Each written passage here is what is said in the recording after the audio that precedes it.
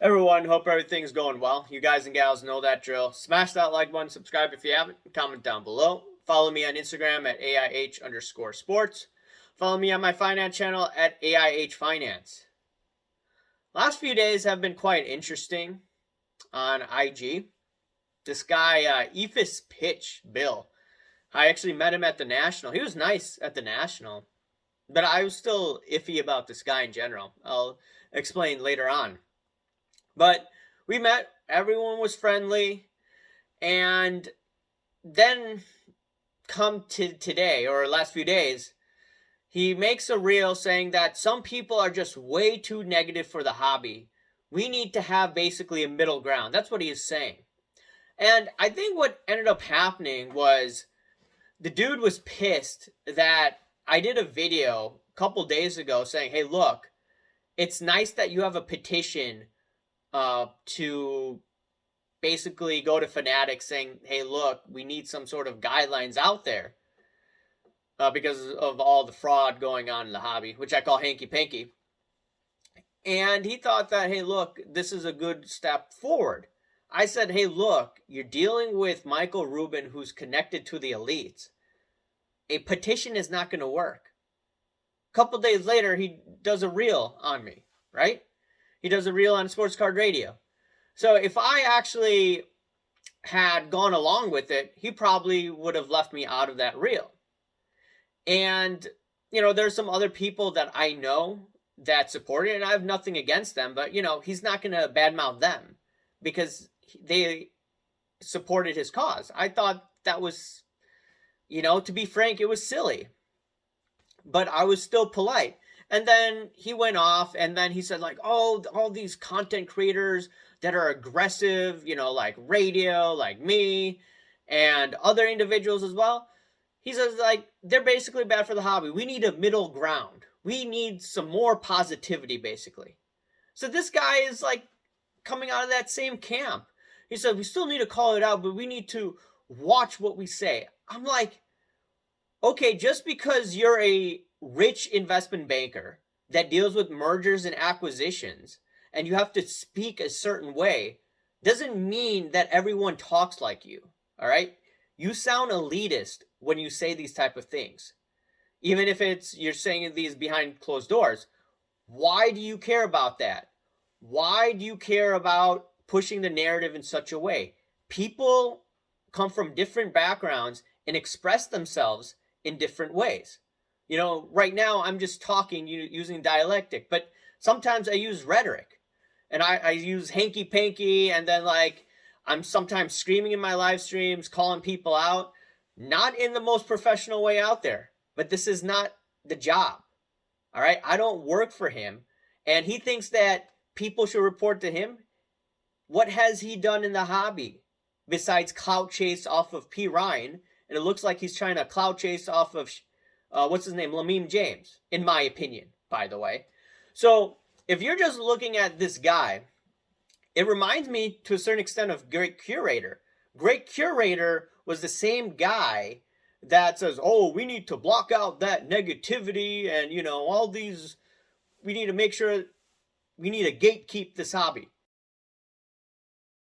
Form a tight-knit circle around our community, our people. We need to form a tight-knit iron circle around this where we can be the gatekeepers. That's what he's essentially trying to do, in my opinion. He wants to gatekeep the message. Why is that? Why does a rich bankster gangster want to control the narrative? Why do we have to act in such a professional way? What's the agenda here for Bill? That is a question I would like to know, right? If you have a lot of money, what is your plan here? Why do we have to act in a certain way? Remember, people from different backgrounds express themselves differently from different parts of the country, different parts of the world. And you're saying that we should conform to you because you live in the suburbs, you're rich, you live the high life, and we should follow your model? You're not Dr. Beckett. You're just a rich dude that happens to know P. Ryan. That's basically it. So the reality is, when you act like this, and you're trying to be a leader. And at the same time, you bash people that you need for your petition. This is probably one of the most foolish things that I've seen from a strategic standpoint.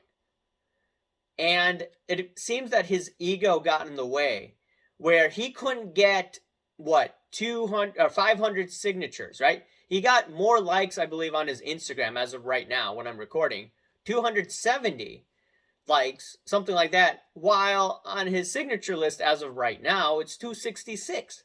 He's not even close. And the reality is, for all these elitist suburbanites, if you think you could act like you do as an investment banker in the corporate world with Michael Rubin and talk to him like that when he's connected to the powerful elitists, you are very, very, very naive.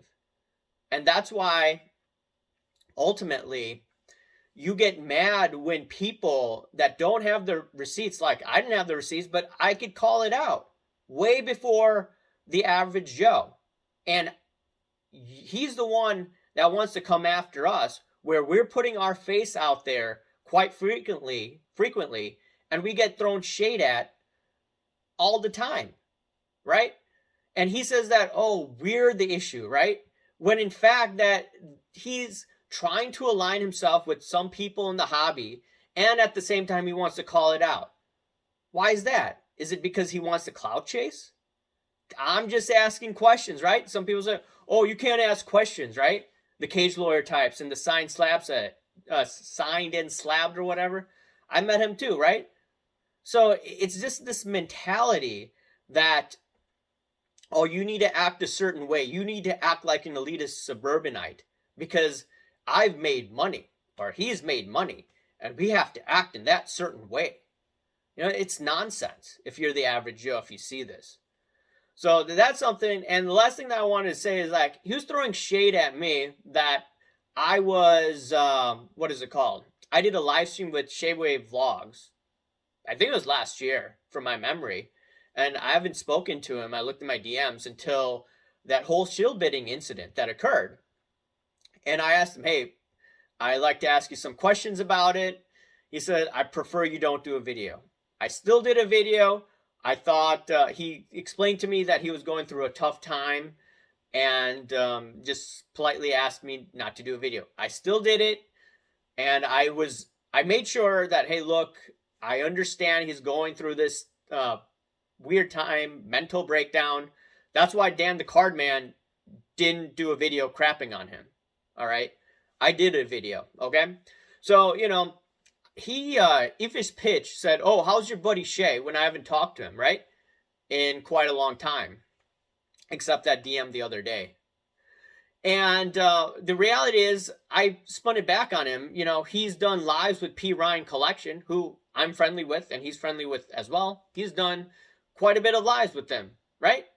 And P. Ryan also did a live with Shay, I think a few times. And, If's pitch wouldn't go to P. Ryan saying, how's your bro Shaywave Vlogs, right? He wouldn't do that. Even though I haven't talked to him in, 8 months before that last message, something like that.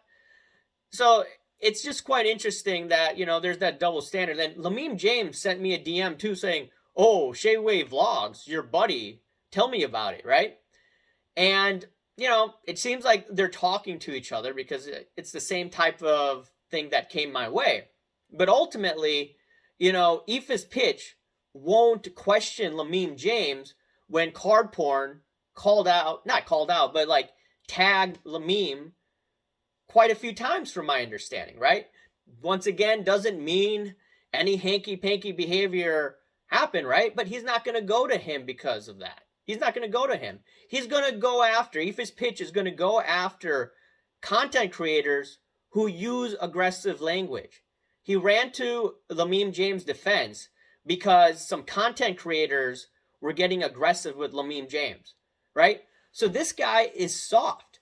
This guy doesn't like it when people use foul language that talk in a non-corporate manner because he's an investment banker. He thinks he's a know-it-all.